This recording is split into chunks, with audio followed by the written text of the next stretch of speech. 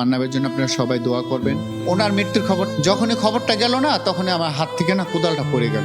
মান্না ভাই বাংলাদেশের সবচেয়ে বড় হোটেল সোনারগাঁও শেরাটন, সেই হোটেলগুলো আমাকে মান্না ভাই চিনেছে। আমাকে কিন্তু মান্না ভাই রত্না বলে ডাকতো, কাউকে সে বিশ্বাস করতো না আমার কাছে ছেলেটাকে দিয়ে রাখতো। মান্না ভাইয়ের সাথে আমার অনেক অনেক দুষ্টামি ফাইজলামি হতো। মান্নাকে নিয়ে একটু শুনতে চাই, মান্নার সাথে। বাবা মান্না ভাইয়ের কথা মানে বলার কিছুই নাই। মান্না ভাই বাংলাদেশের সবচেয়ে বড় হোটেল সোনারগাঁও শেরাটন, সেই হোটেলগুলো আমাকে মান্না ভাই চিনেছে।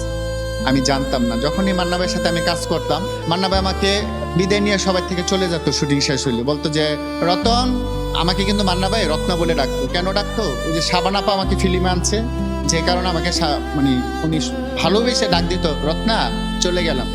ঠিক আছে স্যার যান। ওমা উনি গেটের বাইরে গিয়েই না দেখি কি ওনার ফোন, তখন কিন্তু আমার বাটন সেট ছিল 1100 মডেল নোকিয়া। মান্না ভাই ফোন দিছে, হ্যাঁ বস বলেন, তুমি একটু গেটের বাইরে চলে আসো তো। আমি গেটের বাইরে যাইতাম, উনি আমাকে গাড়ি ধরে সোনারগাঁও নিয়ে যেত।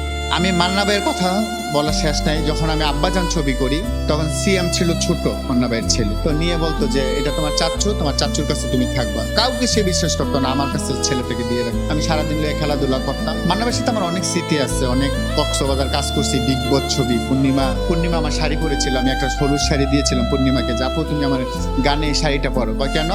আমি একটা শার্ট বানিয়ে আনছি, তোমার জন্য একটা শাড়ি আনছি। তখন মান্না ভাই খুব রাগ করছে আমার, হ্যাঁ তলে তলে ভালোবাসি আমি, আর পূর্ণিমার লগে পীড়িত করো। তো দুষ্টামি ফাজলামি অনেক করছে। ওই গানটা আপনারা দেখতে পারবেন। আমি একটা ইন্টারভিউতে বলেছিলাম যে পূর্ণিমা আমার শাড়ি পরেছিল। আপা আমাকে অনেক ভালোবাসতো, আর মান্না ভাইয়ের সাথে আমার অনেক অনেক দুষ্টামি ফাজলামি হতো। একবার কক্সবাজার আমার জন্মদিন, আমি মন খারাপ করে সাগরপাড় যাচ্ছিলাম, তখন বলতেছে কি হয়েছে ওর মন খারাপ কেন? আমি বলছি ভাইয়া আজকে 16 ডিসেম্বর আমার বার্থডে, তো আজকে আমার বাবা আমার কাছে থাকলো তো আমার জন্মদিন পালন করবে। তো সে বলতো না মন খারাপের কি আছে, এটা বললে সে পড়াশোনার লোকেরা পাঠালো, কে না মাসুম বাবুল স্যার আর মান্না ভাই আমাকে সারপ্রাইজ দিল বিগ বস ছবিতে। তো যাই হোক, মান্না ভাইয়ের স্মৃতি আমি কখনো ভুলবো না। মান্না ভাইয়ের জন্য আপনারা সবাই দোয়া করবেন। ওনার মৃত্যুর খবরটা যখনই, তখন আমরা আবাদত ছবির শুটিং করি, এটা করি আমরা পুবাইলে আবাদত শুটিং করে। আমরা এটা শামসুজ্জামান ভাইয়ের ডিরেক্টর, ওনার এই প্রযোজনার ছবিটা আবাদত, ছবির নাম রিয়াজ ভাই শাবনুর আপু। আমি সেদিন শুটিং করতেছিলাম, কবি মিত্র স্যার মারা যায়, ওইটার কবর আমি খুঁজি, মানে কবরস্থানের থাকি। ওই সিনটা আমরা করতেছিলাম, এর ভিতরে বৃষ্টি আছে।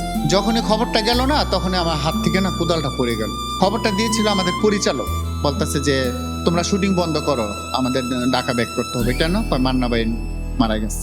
তখন আমার কোদালটা হাত থেকে পড়ে গেল, আমি মাটি কাটতেছিলাম আর কি, সিনটাই ছিল মাটি কাটা। আপনার আবাদত ছবি যারা দেখেছেন দেখবেন যে পবিত্র স্যার মারা যায়, ওখানে আমি কবর খুঁজি। তো শাবনুর আপু বললো চলো ওঠো, গাড়িতে ওঠো, গাড়িতে ওঠ, চল জায়গা। গাড়িতে নিয়ে শাবনুর আপু আমরা রেড